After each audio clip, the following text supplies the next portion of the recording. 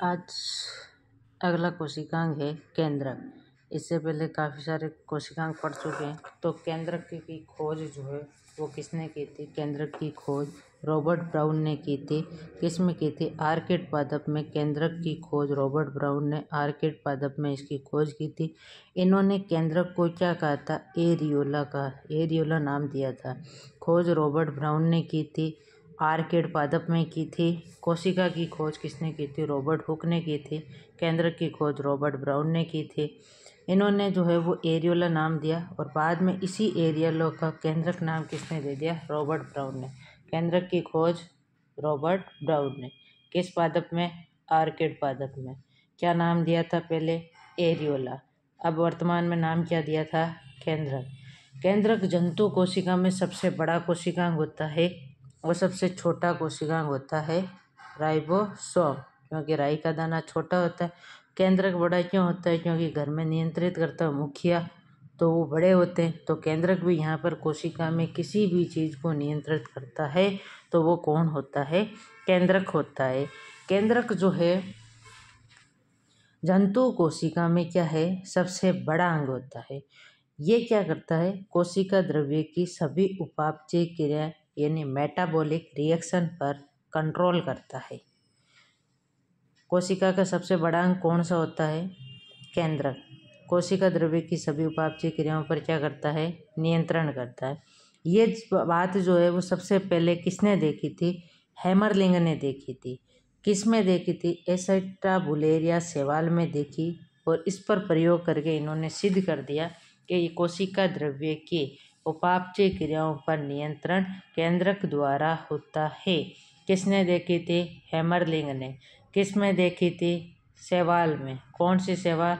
एसिटाबुलेरिया शैवाल। एसिटाबुलेरिया शैवाल में प्रयोग करके सिद्ध किया था। एसिटाबुलेरिया जो शैवाल है उसको कहा जाता है छत्रक पादप और ये कैसी शैवाल है? हरी शैवाल। केंद्रक, पहली बात क्या होगी? केंद्रक में खोज रॉबर्ट ब्राउन ने की थी। किसमें? ऑर्किड पादप में की थी और ये एरियोला नाम दिया था। और इन्होंने बाद में क्या कहा? केंद्रक। सबसे बड़ा कोशिकांग कौन सा होता है? केंद्रक। और ये किस पर नियंत्रण करता है? उपापचय क्रियाओं पर नियंत्रण करता है। ये बात किसने कही थी? हैमरलिंग ने। किसमें कही थी? एसिटाबुलेरिया शैवाल पर प्रयोग करके बात कही थी। इसके बाद में एक कोशिका में क्या होता है? एक केंद्रक होता है तो उसको कहा जाता है मोनोकैरियोटिक सेल। एक कोशिका में एक को कहते हैं मोनो, दो को कहते हैं डाई, तीन को कहते हैं ट्राई। तो एक कोशिका में एक केंद्रक होता है उसको कहा जाता है क्या? मोनोकैरियोटिक। क्या कहते हैं? मोनोकैरियोटिक कहा जाता है। परंतु अपवाद स्वरूप सभी में मोनोकैरियोटिक होता नहीं, कुछ में अपवाद स्वरूप पैरामीशियम। पैरामीशियम पैर में क्या पहनते हैं? स्लीपर, तो इसको कहा जाता है स्लीपर एनिमल। पैरामीशियम को कहा जाता है स्लीपर एनिमल। वैसे तो कितने केंद्रक होते हैं? एक, परंतु अपने पैर कितने हैं? दो। तो पैरामीशियम में केंद्रक कितने होते हैं? दो होते हैं। एक तो लघु केंद्रक और एक होता है गुरु केंद्रक होता है। इस अवस्था को कहते हैं डाइकैरियोटिक अवस्था। इस अवस्था को क्या कहते हैं? डाइकैरियोटिक अवस्था। एक केंद्रक है तो उसको मोनोकैरियोटिक कहते हैं, दो गुणसूत्र है तो उसको डाइकैरियोटिक कहा जाता है। और डाइकैरियोटिक किस किस में होती है? लीवर कोशिका और किडनी की कोशिका में कौन सी सेल होती है? Dikaryotic cell. तो डाइकैरियोटिक सेल किस किस में मिली है? पैरामीशियम में, लीवर में, किडनी में। लीवर की कोशिका, पैरामीशियम की कोशिका और किडनी की कोशिका में मिली है। पैरामीशियम को क्या कहा जाता है? स्लीपर एनिमल कहा जाता है। जब कोशिका में क्या हो जाते हैं? अनेक केंद्रक होते हैं तो पादपों में इस चीज़ को कहा जाता है सिनोसाइट। पादपों में तो क्या कहते हैं? सिनोसाइट। और जंतुओं में क्या कहते हैं? सिनसाइसियम अवस्था। जंतुओं में क्या कहते हैं? सिनसाइम अवस्था कहते हैं। पादपों में ये सिनोसाइट जो होता है वो भ्रूण पोष में होता है। किस में होता है? भ्रूण पोष में। जबकि जंतुओं में सिनसाइसियम अवस्था रेखित पेशी होती है। रेखित पेशियों में यह सिनसाइसियम अवस्था देखी जाती है क्योंकि यहाँ पर अनेक केंद्रक होते हैं। जब कोशिका में एक केंद्रक होता है तो उसको मोनोकैरियोट कहते हैं, परंतु अपवाद स्वरूप पैरामीशियम में 2 देखे गए थे, किडनी कोशिका में 2 देखे गए थे, लीवर कोशिका में 2 देखे गए थे। जब कोशिकाओं में अनेक केंद्रक होते हैं तो पादपों में उसे कहते हैं सिनोसाइट और जंतुओं में कहते हैं सिनसाइसियम अवस्था कहते हैं। इसके बाद में जो भित्ति रहित केंद्रक होता है, एक तो भित्ति युक्त होता है और भित्ति रहित यदि बहुकेंद्र की अवस्था है तो उसको क्या कहते हैं, प्लाज्मोडियम बॉडी कहते हैं। भित्ति रहित बहुकोशिकीय अवस्था को प्लाज्मोडियम बॉडी कहते हैं। जैसे amoebae tapetum, slime moulds, amoebae tapetum, amoebae tapetum और स्लाइम मोल्ड्स में जो होते हैं भित्ति रहित बहुकेंद्रीय की अवस्था होती है। भित्ति रहित बहुकेंद्रीय की अवस्था होती है किस किस में, जिसको प्लाज्मोडियम बॉडी कहते हैं, अमीबिया टेपिटम और स्लाइम मोल्ड्स में होती है। स्तनधारियों की परिपक्व आरबीसी और फ्लोएम ऊतक की चालनी कोशिकाओं में केंद्रक होता ही नहीं है। स्तनधारियों की परिपक्व आरबीसी और फ्लोएम ऊतक की चालनी कोशिका में केंद्रक होता ही नहीं है और इसके अध्ययन को कहा जाता है, केंद्रक के अध्ययन को कैरियोलॉजी। आरबीसी केंद्रक रहित होती है, परंतु ऊंट, लामा और जिराफ इनमें जो है वो आरबीसी केंद्रक युक्त होती है। ऊंट, लामा और जिराफ में आरबीसी क्या होती है, केंद्रक युक्त होती है। तो स्तनधारियों की परिपक्व आरबीसी और फ्लोएम ऊतक की चालनी कोशिकाओं में केंद्रक होता ही नहीं है और केंद्रक के अध्ययन को क्या कहा जाता है, कैरियोलॉजी।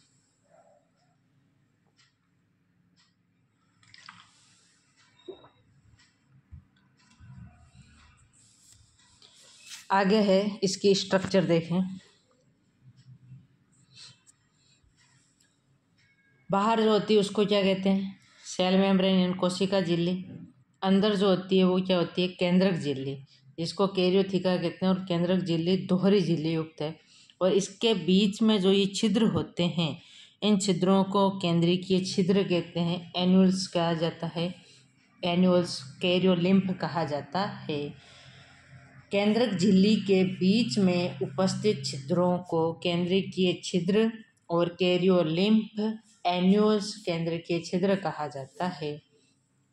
यहाँ पर केंद्रक के अंदर ये केंद्रिका होती है। इस केंद्रिका में 85% तो होता है राइबोन्यूक्लियोप्रोटीन, 10% क्या होता है आरएनए और 5% क्या होता है डीएनए। 85% तो राइबोन्यूक्लियोप्रोटीन, 10% क्या होता है आरएनए, 5% क्या होता है डीएनए।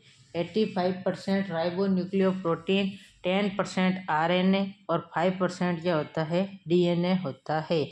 इसके अंदर जो है ये क्रोमेटिन तंतु होते हैं। क्रोमेटिन तंतु को गुणसूत्र कहा जाता है और इस गुणसूत्र में डीएनए होता है, हिस्टोन होता है और आरएनए होता है।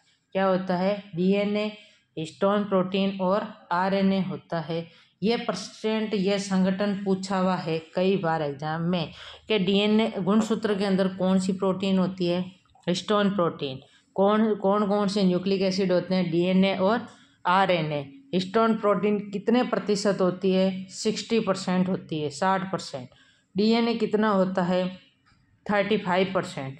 आरएनए कितना होता है, 5% होता है। ये जो है वो इन संगठनों को भाई पहचाना कैसे था, तो एक एमिल हिड्ज ने क्या किया था, एमिल हिड्ज नामक वैज्ञानिक ने एसिटोकार्बिन से इनको अभिरंजित किया।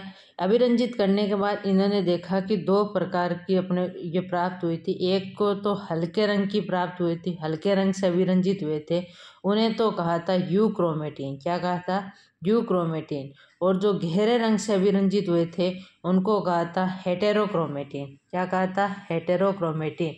तो अभिरंजन के आधार पर 2 प्रकार के थे केंद्रक में, यूक्रोमेटिन और ये गुणसूत्र 2 प्रकार के हो गए थे, यूक्रोमेटिन और हेटेरोक्रोमेटिन। तो यूक्रोमेटिन और हेटेरोक्रोमेटिन में अंतर देखें तो यूक्रोमेटिन तो क्या थे, हल्के अभिरंजित भाग थे। जो हल्के अभिरंजित हुए थे उनको क्या कहा था, यूक्रोमेटिन। और जो गहरे विरंजित हुए थे उनको क्या कहा था? हिटेरोक्रोमेटिन। हिटेरोक्रोमेटिन। अब भाई जो हल्का विरंजित हुआ है तो उसमें डीएनए ज़्यादा था और आरएनए ज़्यादा था। भाई डीएनए और आरएनए ज़्यादा थे तभी तो हल्के विरंजित हुए। भाई स्टोन प्रोटीन कम थी तो हल्के विरंजित हुए, और परंतु डीएनए और आरएनए क्या थे? ज़्यादा। ये हिटेरोक्रोमेटिन क्या हुआ? गहरा विरंजित हो गया, मतलब इसमें आरएनए तो क्या था? कम, और डीएनए इसमें क्या था? कम, और डीएनए ज़्यादा और इसमें आरएनए कम था।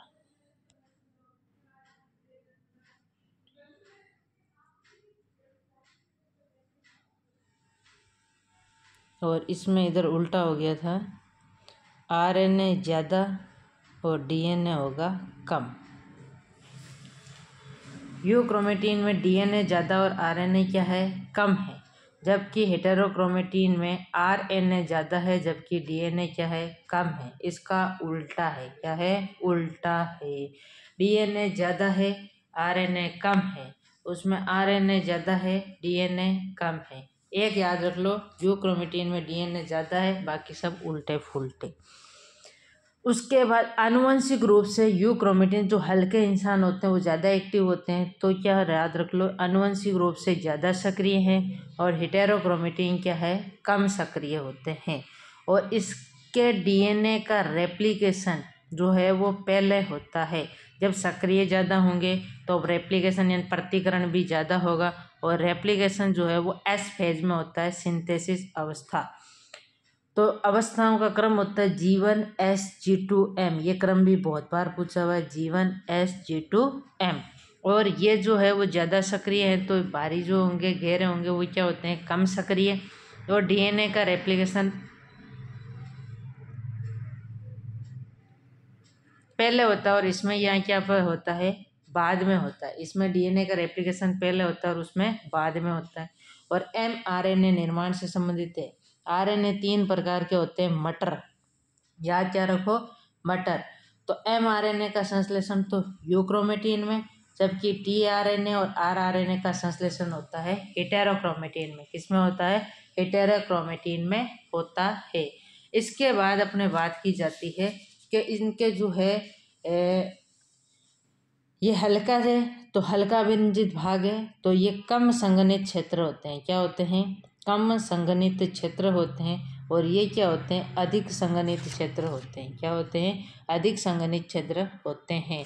अब केंद्रक के कार्य। केंद्रक जो है इसने कोशिका द्रव्य की समस्त क्रियाओं पर क्या करता है? नियंत्रण करता है। क्या करता है? नियंत्रण। और वंशागति में भी क्या होता है? सहायक होता है। वंशागति में क्लोरोप्लास्ट भी सहायक था, माइटोकॉन्ड्रिया भी सहायक था। और इसके केंद्रक में डीएनए क्या होते हैं? अर्थात केंद्रक में डीएनए क्या होते हैं? सर्वाधिक होते हैं, और कोशिका विभाजन के नियंत्रण का कार्य करते हैं। तो अभी तक अपन ने केंद्रक के बारे में क्या क्या पढ़ा है? केंद्रक जो है उसकी खोज किसने की? रॉबर्ट ब्राउन ने। कहाँ पर की थी? आर्किड पादप में की थी। इन्होंने क्या बताया था कि जो है ये सबसे बड़ा कोशिकांग होता है। और रॉबर्ट ब्राउन ने इसको क्या कहा था? पहले एरियोला कहा था, उसके बाद क्या कहा था? केंद्रक। और सर्वप्रथम किस शैवाल में देखा था? एसिटाबुलेरिया शैवाल में देखा था। और किसने देखा था? हैमरलिंग ने। किसने? हैमरलिंग ने देखा था। और इन्होंने क्या कहा था कि यहाँ पर प्रयोग किए थे, और इन्होंने कहा समझते एक कोशिका में एक ही केंद्रक होता है, परंतु अपवाद स्वरूप पैरामीशियम, जिसको क्या कहा जाता है? स्लीपर एनिमल, इसमें केंद्रक कितने होते थे? केंद्रक कितने हुए? 2। कितने हुए केंद्रक? 2 हुए थे। 2 केंद्रक होते ही क्या कहा गया? डाइकैरियोटिक। उसके बाद में और कहाँ पर थी डाइकैरियोटिक? लिवर सेल में। और कहाँ पर थी? किडनी सेल में। जब कोशिका में अनेक केंद्रक होते हैं तो पादपों में इसको कहा जाता है सिनोसाइट, और जंतुओं में इसको कहा जाता है सिनोसाइथियम। क्या कहा जाता है? सिनोसाइथियम। सिनोसाइथियम जो है वो किस में होता है? रेखित पेशी में होता है। जबकि सिनोसाइट किस में होता है? भ्रूण पोष में होता है। किस में होता है? भ्रूण पोष में होता है। और भित्ति रहित बहुकेंद्र की अवस्था को क्या कहा जाता है? Plasmodium body. क्या कहा जाता है? प्लाज्मोडियम बॉडी कहा जाता है। आरबीसी में केंद्रक नहीं होता है, परंतु ऊंट, लामा और जिराफ में क्या होती है? केंद्रक होता है। और पादपों में फ्लोएम युक्त चालनी कोशिकाओं में ये नहीं होते हैं, केंद्रक नहीं होते हैं। केंद्रक के अध्ययन को क्या कहा जाता है? कैरियोलॉजी कहा जाता है। क्या कहा जाता है? कैरियोलॉजी कहा जाता है। इसके बाद में इसमें डीएनए, क्रोमेटिन जो गुणसूत्र है उसके संगठन कौन कौन से थे? डीएनए था, हिस्टोन था और क्या था? आरएनए था। हिस्टोन कितना है? 60% है। डीएनए कितना है? डीएनए 35%। आरएनए कितना है? 5% होता है। अब यहाँ पर जो इसके बाद इसको अभिरंजित किन्होंने किया था? एमिल हिट्ज ने किया था। जो हल्के अभिरंजित थे उनको तो क्या कहा था? यूक्रोमेटिन। और जो गहरे अभिरंजित थे उनको कहा था हेटेरोक्रोमेटिन। हेटेरोक्रोमेटिन अधिक सक्रिय थे, हेटेरोक्रोमेटिन कम सक्रिय थे, यूक्रोमेटिन अधिक सक्रिय थे। जो यूक्रोमेटिन है उनमें डीएनए ज़्यादा थे, आरएनए क्या थे? कम थे। और उधर क्या हो गया? उल्टा हो गया हेटेरोक्रोमेटिन में। मटर याद रखोगे, आरएनए 3 प्रकार के मटर, एमआरएनए, टीआरएनए और आरआरएनए। एमआरएनए किस में था? यूक्रोमेटिन में। टीआरएनए और आरआरएनए किस में था? हेटेरोक्रोमेटिन में। कार्य जो है वो नियंत्रण का ये कार्य करता है। इसके बाद में आती है केंद्रिका, जिसको राइबोसोम निर्माण की फैक्ट्री कहा जाता है। प्रोटीन निर्माण की फैक्ट्री किसे कहते हैं? राइबोसोम को। और राइबोसोम निर्माण की फैक्ट्री किसको कहते हैं? केंद्रिका को। केंद्रिका से याद रखो, एक इंद्रिका नाम की लड़की है। क्या है? इंद्रिका नाम की लड़की है। तो इंद्रिका को मैंने कहा फोन उठाना यानी खोज किसने की? फोंटा ने। और ये केंद्रिका केवल किसमें होता है? यूकैरियोटिक कोशिका में होता है। इसीलिए यूकैरियोटिक में राइबोसोम निर्माण कहाँ पर होता है? केंद्रिका में होता है। और प्रोकैरियोट में भी राइबोसोम का निर्माण होता है, परंतु यूकैरियोट में राइबोसोम का निर्माण कहाँ होता है? केंद्रिका में होता है। प्रोकैरियोटिक में राइबोसोम कौन सा होता है? 70S। यूकैरियोटिक में कौन सा होता है? 80S।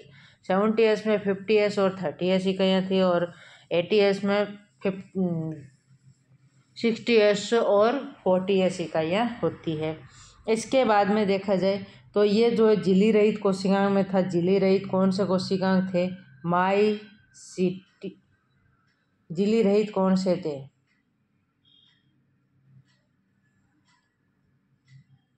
दोहरी झिल्ली युक्त तो थे माइसिटी, नैनीताल, आरसीबी, राइबोसोम, बेसल बॉडी और सेंट्रोसोम। और यहाँ पर जो है वो केंद्रिका भी होगी। कौन सी होगी? केंद्रिका भी होगी।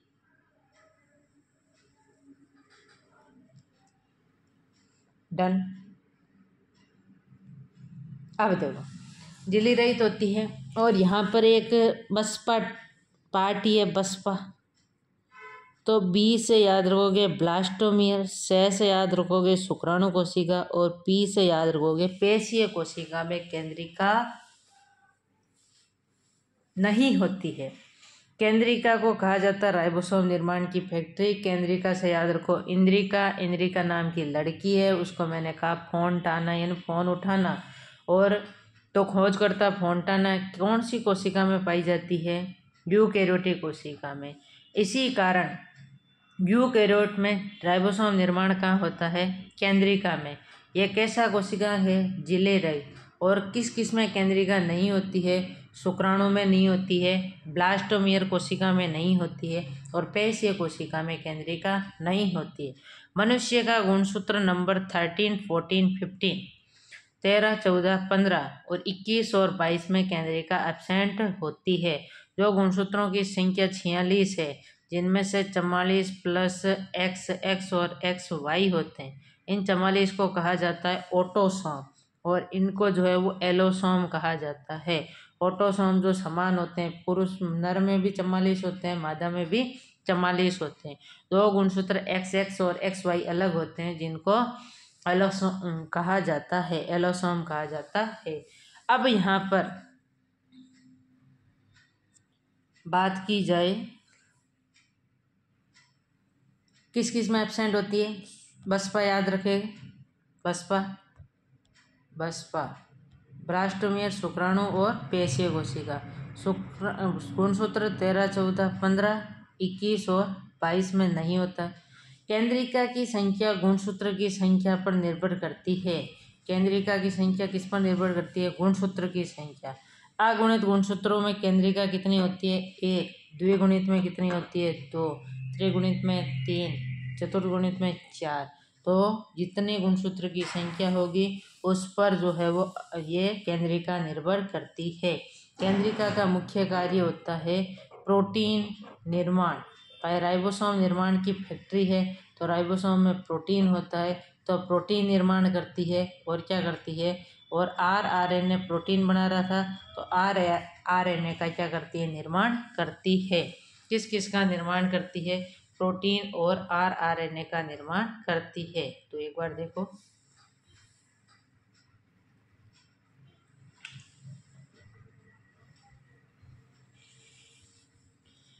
खोजकर्ता फोंटाना। राइबोसोम निर्माण की फैक्ट्री केंद्रिका। कौन सी कोशिका में? यूकेरियोटिक कोशिका में। यूकेरियोटिक कोशिका में राइबोसोम का निर्माण कहाँ होता है? केंद्रिका में। केंद्रिका क्या होती है? झिल्ली रहित है। किन किन में एब्सेंट होती है? बसपा, ब्लास्टोमियर, शुक्राणु और पेशी कोशिका में। गुणसूत्र 13, 14, 15, 21 और 22 में एब्सेंट होती है। गुणसूत्र की संख्या पर निर्भर करती है। अगुणित में 1, द्विगुणित में 2। मुख्य कार्य क्या है? प्रोटीन और आरएनए का निर्माण। और आरएनए किसका निर्माण करते हैं? प्रोटीन का निर्माण। तो राइबोसोम निर्माण की फैक्ट्री कहने के कारण इसमें प्रोटीन और आरएनए का निर्माण करती है। इसके बाद में आती है माइक्रोबॉडीज। क्या आती है? माइक्रोबॉडीज यानी सूक्ष्म काय। माइक्रो यानी सूक्ष्म, बॉडी यानी काय। माइक्रो सूक्ष्म एकल झिल्ली से ढके कोशिकांग होते हैं। एकल झिल्ली से ढके कोशिकांग कौन होते हैं? माइक्रोबॉडीज होती है। माइक्रोबॉडीज गोल और अंडाकार होती है। गोल और कैसी होती है? अंडाकार होती है। और माइक्रोबॉडीज कितने प्रकार का था? माइक्रोबॉडीज किन से कोष से एकल झिल्ली युक्त में थे? एकल झिल्ली युक्त की ट्रिक क्या थी?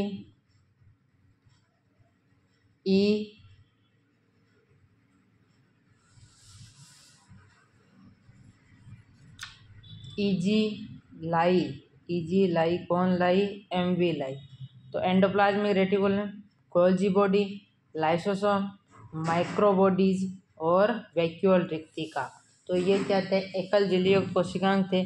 तो एकल झिल्ली से ढके कोशिकांग हो गए, गोलाकार और अंडाकार होते हैं। और ये कितने प्रकार के थे? 3 थे। जीपीएस सिस्टम, glyoxysome, glyoxysome, peroxisome, spherosome. Glyoxysome, peroxisome और स्पिरोसोम। अब इन तीनों को 1 बाय 1 देखें। स्पिरोसोम जो होता है इसमें क्या होते हैं? इन्हें क्या कहते हैं? पादप लाइसोसोम भी कहते हैं। स्पिरोसोम को क्या कहते हैं? पादप लाइसोसोम कहते हैं, क्योंकि इनमें लाइसोसोम के समान हाइड्रोलाइटिक एंजाइम भरे रहते हैं। और इनके बारे में बताया था डेलिंजर व पेरनर ने बताया था। और स्पिरोसोम किसका संश्लेषण करता है? संग्रहण ये करता है वसीय पदार्थों का। स्फिर, जब स्फिर यानी फिर गया, जब सर फिर गया तब क्या किससे मालिश की थी? तेल। और तेल क्या होती है? वसा। तो वसा पदार्थों का नियंत्रण करता है। अब जब सर फिर गया तो ना तो मेरे पैर काम कर रहे थे, जो डेली जैसे पैर काम करते हैं वैसे काम कर ही नहीं रहे थे। तो डेली से डेलिंजर और पैर से पेरनर ने इसको बताया था, स्पिरोसोम के बारे में बताया था। स्पिरोसोम को क्या कहते हैं? पादप लाइसोसोम भी कहते हैं, क्योंकि इनमें लाइसोसोम के समान जल अपघटनी एंजाइम होते हैं। तो स्पिरोसोम को क्या कहते हैं? पादप लाइसोसोम। क्यों? क्योंकि पादप लाइसोसोम के समान इनमें क्या होते हैं? जल अपघटनी एंजाइम होते हैं। ये बात किसने बताई थी? भाई सिर फिर गया तो मेरे डेली जैसे पैर काम ही नहीं कर रहे थे, तो डेलिंजर और पेरनर ने बताया था। जब सर फिरता है तो मालिश तेल से की जाती है। तेल होती है वसा। तो वसीय पदार्थों का निर्माण और संग्रह करना होता है। अगला होता है परोक्सीसोम। परोक्सीसोम को कहा जाता है यूरिकोसोम। परोक्सीसोम को कहा जाता है यूरिकोसोम और इसकी खोज किसने की थी? डी ड्यूवे ने। परोक्सीसोम की खोज किसने की थी? डी ड्यूवे ने जो है वो परोक्सीसोम की खोज की थी। और परोक्सीसोम, परोक्सी से याद रखो परोक्साइड, परोक्सी से क्या याद रखो? परोक्साइड। खोज किसने की? डी ड्यूवे ने। और डी ड्यूवे ने किसकी खोज की थी? लाइसोसोम की खोज की थी। तो परो से परोक्साइड हो गया और परोक्साइड क्रियाओं से ये संबंधित होते हैं और इनमें ऑक्सीडेज व कैटालेज एंजाइम भरे रहते हैं। इनमें ऑक्सीडेज और कैटालेज एंजाइम भी भरे होते हैं। कौन से? लाइसोसोम एंजाइम तो किसमें थे? स्पिरोसोम में। और ऑक्सीडेज और कैटालेज एंजाइम किसमें होते हैं? परोक्सीसोम में। परोक्सीसोम को क्या कहा जाता है? यूरिकोसोम। इसकी खोज किसने की थी? डी ड्यूवे ने। यह हाइड्रोजन पेरोक्साइड से संबंधित होते हैं। किससे संबंधित? हाइड्रोजन पेरोक्साइड से संबंधित होते हैं। इसके बाद में बात की जाए ग्लाइऑक्सीसोम। किसकी? ग्लाइऑक्सीसोम। ग्लाइऑक्सीसोम में ग्लाइऑक्सिलेट चक्र होता है जो कि वसा को किसमें बदलता है? शुगर में। किसमें बदलता है? वसा को शुगर में बदलता है। ग्लाइऑक्सिलेट चक्र होता है, वो वसा को शुगर में बदलता है। यह पादपों में, वसीय बीजों में, कच्चे फलों में, द्वार कोशिकाओं में अधिकता में ग्लाइऑक्सीसोम पाया जाता है। पादप में पाया जाता है, वसीय अम्लों में पाया जाता है और कच्चे फल होते हैं, कच्चे फलों की द्वार कोशिकाओं में। कहाँ पर? कच्चे फलों की द्वार कोशिकाओं में अधिकता में पाए जाते हैं और इनमें ग्लाइऑक्सिलेट चक्र पाया जाता है जो वसीय पदार्थों में अंकुरण के समय वसा को कार्बोहाइड्रेट में क्या कर देता है? बदल देता है। कच्चे फलों में कड़वापन जो होता है वो टेनिन के कारण होता है। बाद में जब फल पक जाते हैं तो वो टेनिन जो है वो कार्बोहाइड्रेट के किसी भी फ्रक्टोज वगैरह शर्करा किसी में भी कार्बोहाइड्रेट के प्रकार में बदल जाता है सबके अनुसार। तो ग्लाइऑक्सीसोम। माइक्रोबॉडीज, सूक्ष्म काय कैसे थे? एकल झिल्ली युक्त, गोलाकार अंडाकार थे, जीपीएस सिस्टम था। GPS glyoxysome, GPS, GPS glyoxysome जिसमें ग्लाई से ग्लाइऑक्सिलेट चक्र होता है। वसा को किसमें बदलता है? शुगर में। यह कहाँ पाया जाता है? पादप कोशिका में, वसीय सेल में और कच्चे फलों की द्वार कोशिका में। तो ये द्वार कोशिकाएं कहाँ होती है? रंध्रों में। इस प्रकार किडनी से ये द्वार कोशिकाएं होती है। ये वसीय बीजों के अंकुरण के समय वसा को कार्बोहाइड्रेट में बदल देते हैं। ग्लाइऑक्सीसोम से पहले परोक्सीसोम। परोक्सीसोम को यूरिकोसोम भी कहते हैं। पर से परोक्साइड, तो परोक्साइड क्रियाओं से, हाइड्रोजन परोक्साइड क्रियाओं से संबंधित होते हैं। इनमें ऑक्सीडेज व कैटालेज एंजाइम भरे होते हैं। स्पिरोसोम को पादप लाइसोसोम कहते हैं। और फिर गया पादप लाइसोसोम होते हैं। बात किसने की? डेली एंजर्ड व पेयरनर ने बताया था। और वसीय पदार्थों का क्या करता है? निर्माण और संग्रहण का कार्य करता है। इसके बाद में आता है सेंट्रोसोम। सेंट्रोसोम भी क्या होता है? झिल्ली रहित कोशिकाएं होता है। आरसीबी में झिल्ली रहित कोशिकाएं होता है। तारे से क्या होता है? बंधन। तारों से क्या होता है? बंधन। ये तो इसकी खोज किसने की थी? वॉन वेंडेन ने। क्या की थी? वॉन वेंडेन ने। और टी से तारकाय और टी से टी बोवेरी ने इनका नाम दिया था। और टी से इसमें प्रोटीन होता है ट्यूबिलिन। टी से तारकाय, टी से प्रोटीन ट्यूबिलिन और टी से इनका नाम किया था टी बोवेरी, यानी सट्टन व बोवेरी ने नामकरण किया था। वॉन वेंडेन ने इनको खोज की थी। जंतु कोशिका में उपस्थित पादपों में नहीं होते हैं। सेंट्रोसोम केवल जंतु कोशिका में होते हैं, पादपों में होते ही नहीं है। परंतु अपवाद स्वरूप पादपों में ये शैवाल और कवकों में पाई जाती है। किसमें भाई? तारे पर। तारे तोड़ लाऊंगा तो तारे तोड़ लाने पर मेरे को क्या है? शक है। क्या है? शक। तो से शैवाल, कैसे? कवक में। डन। खोज किसने की? तारों से बंधन तो वॉन वेंडेन। नाम किसने दिया? सट्टन बोवेरी ने। कौन सी प्रोटीन? ट्यूबिलिन। और ट्यूबिलिन के साथ में प्रोटीन है ग्लोब्यूलर प्रोटीन। टी बोवेरी ने इनको क्या दिया था, नाम दिया था। जंतु कोशिका में होते हैं, पादप कोशिका में नहीं होते। अपवाद रूप से कौन से हैं, शक, तो शैवाल और कवक में होता है। अब इसकी संरचना देखें तो ये देखो, इसमें जो है वो तीन तीन के इस जोड़ी के समान ये जुड़े हुए होते हैं, और एक पहिया जो बैलगाड़ी का पहिया होता है उसके अनुसार ये आपस में क्या होते हैं, जुड़े होते हैं। तो इसको पहिया स्ट्रक्चर भी कहा जाता है। अब इसमें क्या होते हैं, एबीसी की संरचना इस प्रकार जुड़ी होती है, और ये जो निकले होते हैं इनको कहा जाता है स्पाइक्स, यानी तानी। ये होती है नौ। जब ऐसी नौ जुड़ी हुई होती है तो स्पाइक्स में नौ होती है। परिधीय ट्रिपलेट, इनको कहा जाता है परिधीय ट्रिपलेट। और ये बीच में जो होता है इसको कहा जाता है हब सेंट्रिक स्पाइक। ये स्पाइक्स का क्या होता है, हब होता है, यहाँ से सारे स्पाइक निकले हुए होते हैं। अब ये एबीसी होती हैं, तो ए और बी के बीच में कॉमन कितने होते हैं, 3, और बी और सी के बीच में कितने होते हैं, 2। ए और बी के बीच में कॉमन होते हैं 3, बी और सी के बीच में कॉमन होते हैं 2। तो ए बी के बीच में कॉमन ये रहे 3, ये रहे कॉमन, और बी और सी के बीच में ये 2 कॉमन रहे। और ये जो है वो एक में ए में कितने होते हैं, 13 ग्लोबुलिन प्रोटीन होते हैं। तो टी से 13, तो 13 वैसे तो होने कितने चाहिए 39, परंतु होते कितने 34, क्योंकि 3 2 5 तो क्या होते हैं, कॉमन होते हैं।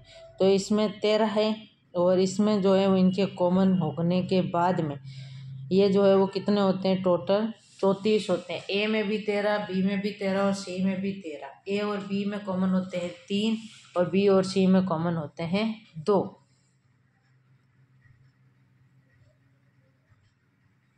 केंद्रक व तारकाई के बीच कोई भी कोशिकांग नहीं होता है। केंद्रक और तारकाई के बीच कोई भी कोशिकांग नहीं होता है। यह साफ सुथरा होता है, इसे सेंट्रोमियर चांद मुख कहा जाता है।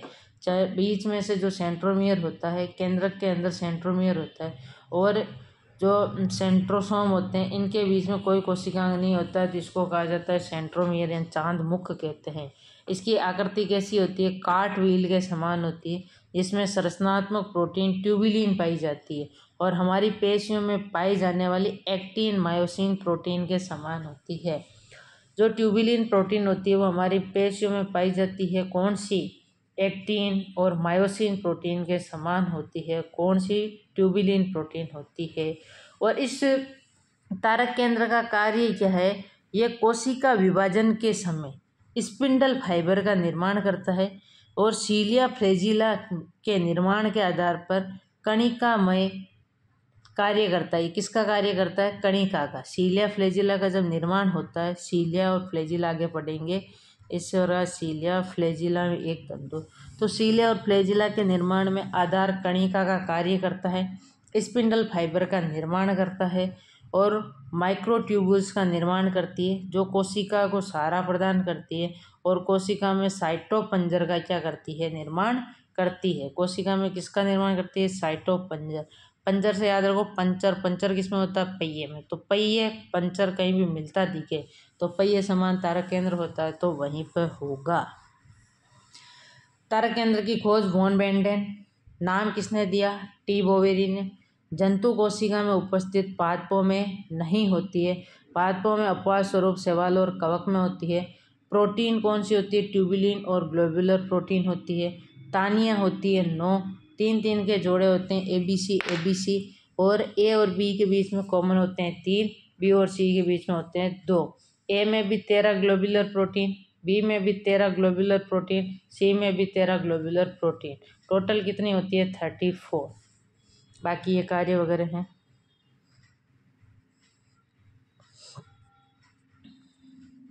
सीलिया फ्लैजिला आज देख लेते हैं, गुणसूत्र वगैरह कल देखेंगे।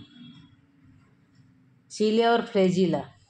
सीलिया क्या होते हैं, साइज में कैसे होते हैं, छोटे होते हैं। फ्लैजिला साइज में क्या होते हैं, लंबे। सीलिया में इस प्रकार के होते हैं। तो सीलिया कितने हैं, अधिक, और फ्लैजिला में क्या होते हैं, लंबे होते हैं, और एक की संख्या में क्या होते हैं, कम होते हैं।